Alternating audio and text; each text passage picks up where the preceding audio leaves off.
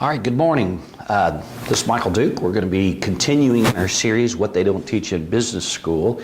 Our topic today is how to use assessments. I'm a firm believer that an effective selection process has three major elements. I put them on the board here. We have a structured interview, so you don't just wing it. You don't just sit there and chat with folks and have every interview with different candidates to be a different question or set of questions. You want a solid, structured process, and we do that for clients where we sit there and say, design for them, here's the first interview and questions we're going to ask for this job, here's the second interview. And some jobs you might require a third interview. Then we're going to have valid assessments. There's a number of really good assessments out there, but we use disc-based assessments almost entirely because they're simple, affordable, and easy to use. They don't require our clients to go through training like some other ones. All right. There are many positions like sales roles, customer service roles, engineering roles, and many others where assessments really make a lot of sense in trying to identify great candidates. And then thirdly, we want to do a very rigorous, thorough reference check process. All right, so these are the three things that make up a very effective, meaningful selection process to get great results in your hiring. Okay, when we're looking for retention, we're trying to reduce turnover, we want productivity, we want to bring great people that fit the job, the culture, the team. You know, these are the three major steps. Now this morning, for just a few minutes, we're going to focus on this step right here. All right, so when we're looking at an assessment, you know, part of the goal is to use an assessment that is easy to understand. The disc-based assessment is one that I've been using for about 30 years, and it's very easy to understand. You can take the assessment in 15 minutes online, have the results immediate, and see if they're a good fit in the way that they're wired, in the way that their behavioral style is set up for a particular job. So there's a grid, kind of a profile that you see on page 11 of the process I use, and I've just kind of set it up here because a DISC is an acronym for dominance. The D is dominance, and it's measured in this column. The I is for influencing, it's measured in this column. S is for steadiness, and C is for compliance. So we're gonna use like a 0 to 100 here. So this is the midline. This is the midline, which we would call 50%.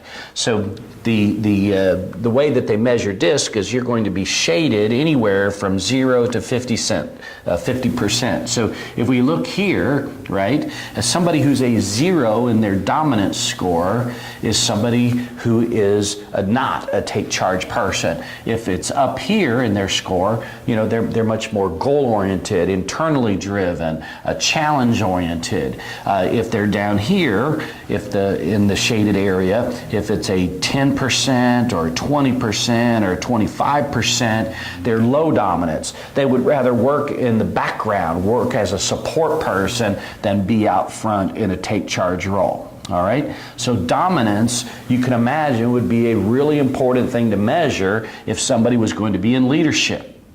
If I'm going to recruit somebody in leadership, I'm going to give them the DISC assessment. I don't care if it's first-line leadership, if it's mid-level leadership. An ideal candidate has a D that is what we call above the line. This is the line right here, and we want a D score somewhere up here. Probably, ideally, I'm going to erase this quickly, it's probably somewhere in here.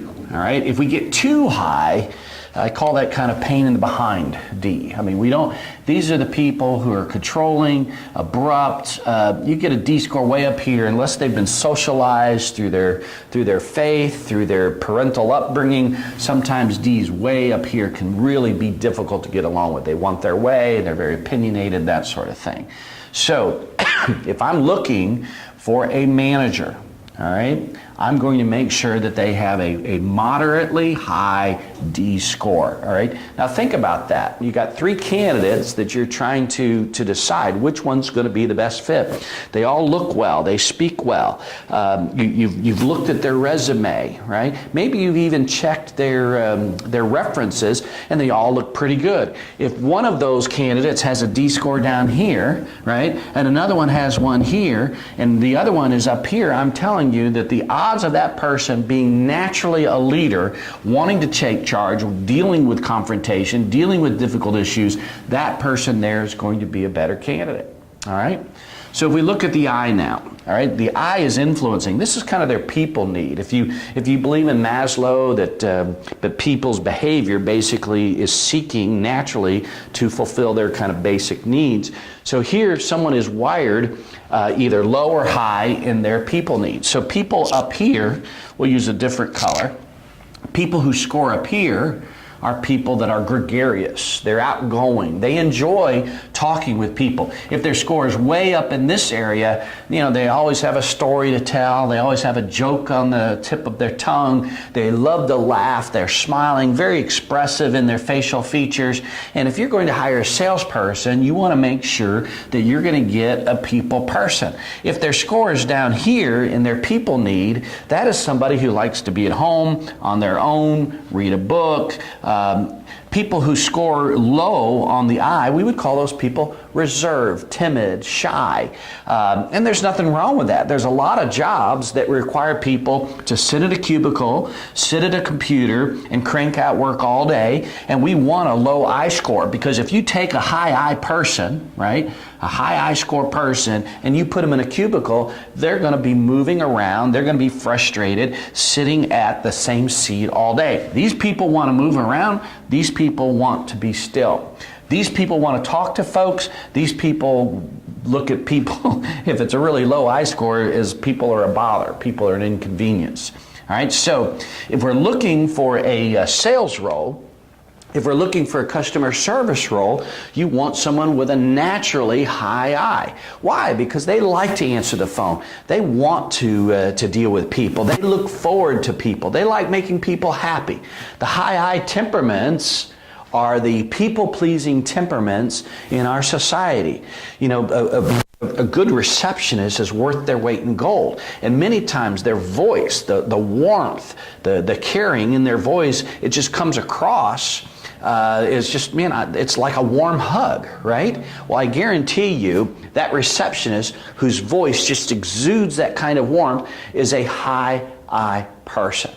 Now again, if you're trying to discern if somebody is going to be effective in sales or customer service, and you've got 3 candidates, and 2 of them have a low I, and 1 has a high above the line I, that's going to be the candidate that's going to enjoy the people contact. Now there's other things obviously that you have to consider, but their temperament is a fit for that job. Now before we get to the S and the C, I want to stop here, because if we're looking for leaders, the D and the I are important. So in the DISC language, D is dominance. If I'm wired to have a moderately high D, above the line D, I'm the kind of person that I want to take charge. I would rather be in charge than not be in charge. I'm pursuing goals. No one's making me, no one's telling me what I need to do. I'm naturally trying to set goals for myself and pursue goals. I enjoy challenges. I'll push through rejection. I'll push through difficult circumstances. Now you blend that with a high I, now you've got a salesperson, a field salesperson that is going to be out there making sales calls, hearing no's, but pushing through, not just giving up. Someone, well, why don't you call on that person anymore? I don't call on them anymore because they said no. A person with a DI, hears the no, and it's just temporary, right? They know that if they continue to build a relationship, if they continue to make those sales calls, provide value, they can move closer to a yes. Now, when you look at this DI, let's think about this. Let's just say we've got a salesperson that is high D and low I. That person can be very abrupt, maybe aggressive. Because the I is the polish. The I smooths out the D, right? So we're looking for somebody with the D and the I because they counterbalance themselves. If we have somebody with a high I and a low D in sales, that's the nicest, warmest person in the world, but they can't close the door, if you know what I mean. We've seen salespeople like that, just wonderfully warm, great relationship builders, but they don't want to ask for the order because they're afraid of the rejection. So that low D makes them not deal with rejection well. To avoid conflict, when they hear no, they say, okay, I don't want to bother you, right? Low D, high I people say that to a client. I don't want to bother you, but a high D, high I person says, hey, I'm here, I'm a salesperson. I'm trying to make a living. I've got value that I can bring. I'm willing to work until I get 3, 4, 5, 6, 7 no's, right? Because then I'm going to get closer to a yes. So this is something that I've used for many years. I started using the DISC in my mid to late 20s, hired many salespeople. I'm telling you, 80% you're going to impact your retention rate, your ability to find productive salespeople if you use a DISC and you're looking for DI temperaments, all right? So one of the things I can say with full confidence is in recruiting salespeople, for sure, you're looking for a DI, and I would say an I a little higher than the D, and in leadership, a little bit reverse. You want them DI, but we want the D above the I in the score. So this is something I've learned anecdotally. I've hired hundreds of people over the years, and the DI temperament is going to work best. There's always exceptions to the rule, but the DI is going to work best. Okay? So let's move on here. The S is the steadiness score, pace of life. High S people who score up here are people who are slow, steady, methodical. We've heard the tale of the tortoise and the hare, right? So that tortoise is steady. They get up every day, they do the same thing. They're methodical, stable, they're not moody.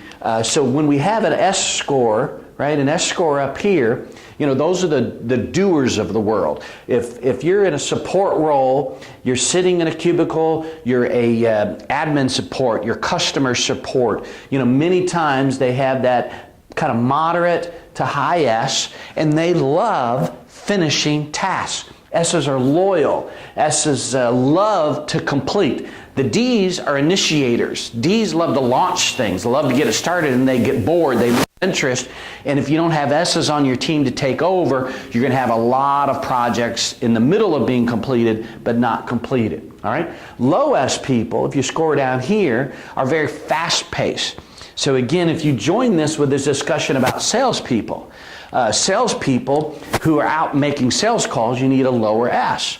Why? Because they love versatility. Low S people love to have, they love to meet different kinds of people every day. They love to be moving. If you put a low S person on the phone and stick them in a cubicle, you're going to have to give them a 50-foot cord with a headset so they can move around in order to accomplish kind of who they are. So low S people are always moving, always doing something different. All right, high S people love routine, steadiness. So again, when you're looking for a support role, someone to sit at a cube, the low S person says, awesome. I get a cube, I get to decorate it the way I want. This is my world. They love that sense of security, safety, clarity, and that they have a space. Low S people would just hate that same exact thing. All right? So with leadership, this is going to give you somebody who's very fast-paced, possibly frenetic. If you're up here in the S when it comes to leadership, you may not like their energy level, at least the perception of it. They're going to be much more methodical and steady, where these people could be much more impulsive, emotional, and at least be perceived to be energetic. All right? So we'll flip this around here. Let me get my handy eraser. So if we erase the high D and the high I, all right, and now we're looking at high S's, and now we're going to move over here to high C's. These are the support people of the world. People who have low, below the line D, below the line I, above the line S and C. Those are the support people of the world. If you look at admin folks, administrative support, administrative assistant, any kind of support role, for the leaders within the company, and that's whether they're men or women, these are the people who get the work done. The DI people launch it, they may sell it, but then they're going to hand it off to the people with a low DI and the high SC. Some years ago, I got to work with, I guess, the largest commercial residential insurance company in the state of Kentucky. And the claims department, we put 140 people through the DISC assessment. We did some training, kind of team building on the DISC, and 80% of those people had the low DI, high SC temperaments. 80%. They didn't use the DISC to recruit, but think about it moving forward. If they're looking at their best people who are effective at cranking out the work, and again, think about a claim support. You got a phone, you got your you've got the computer, and you're at that all day long, right? And you're going to be effective, and you're going to be accurate, and 80% of them have this profile. Why would you not use the DISC moving forward to recruit from, knowing that you're getting someone who's going to fit that style that is already proven effective? Many of the exceptions to the low DI, high SC were in leadership, either mid or high level leadership within the claims department. So the S we've talked about is pace. So low S score is fast paced, high S score is slower paced, right?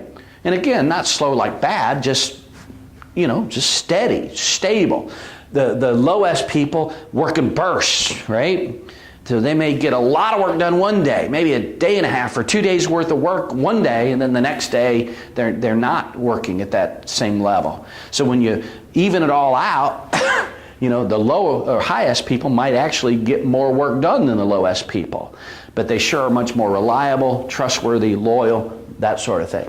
The C is the compliance. So C means compliance. It's having to do with detail orientation, structure needs. People that are high C temperaments love order, structure, details. So we see engineers, IT people, finance people, accounting people score above the line in C's. Why? Because they love data. They love data. In the DISC language, you'll see people who are either high C's or high I's.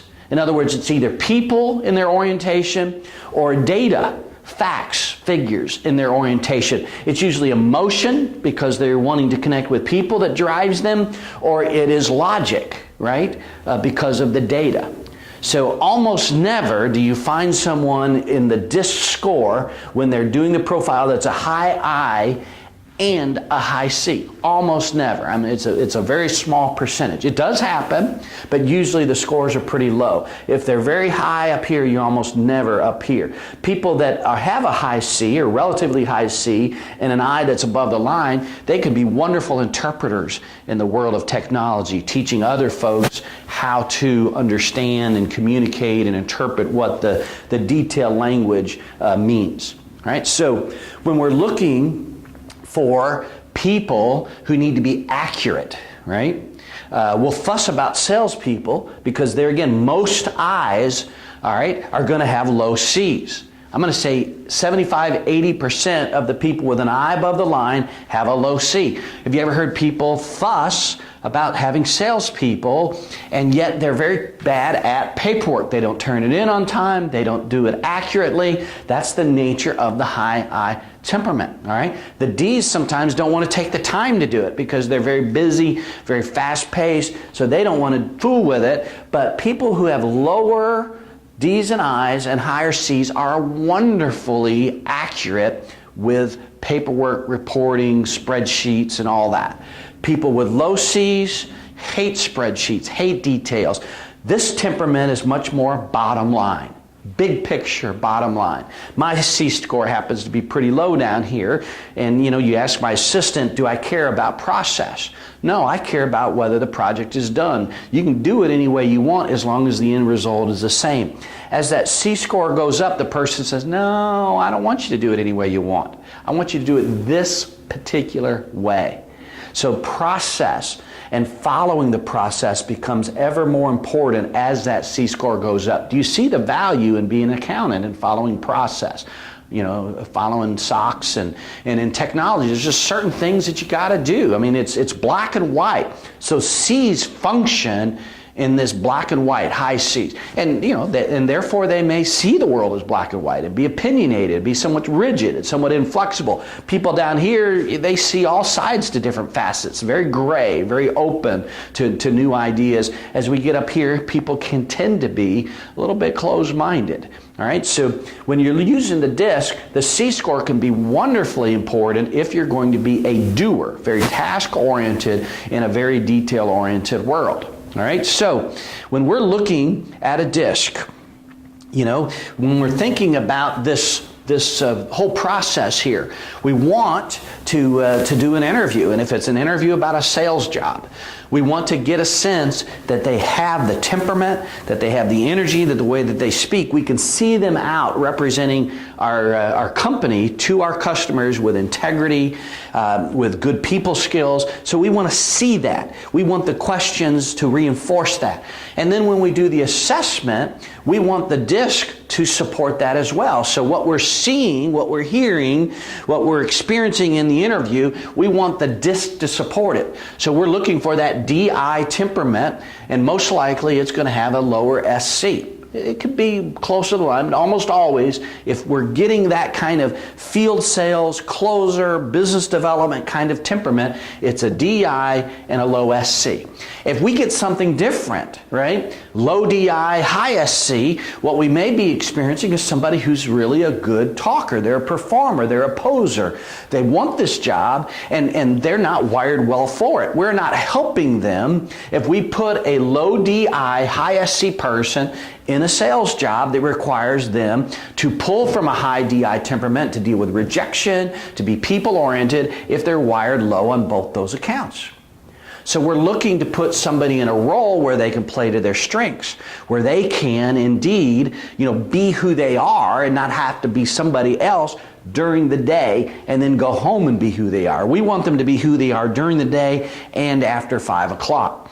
So we're looking to experience the interview, support the observations with the DISC, and then have previous bosses support the DISC and the interview information with their own experiences. So when you have 3 levels of objectivity, when you have an interview process that you're rigidly following, asking all candidates for a particular position the same questions so that you can compare their responses, when you have valid assessments like a DISC so that you can compare how they're wired and see how it fits for the job, and you say that supports what I've learned here, and the people that they used to work for are supporting this and this, now you've got the opportunity to have a really good fit.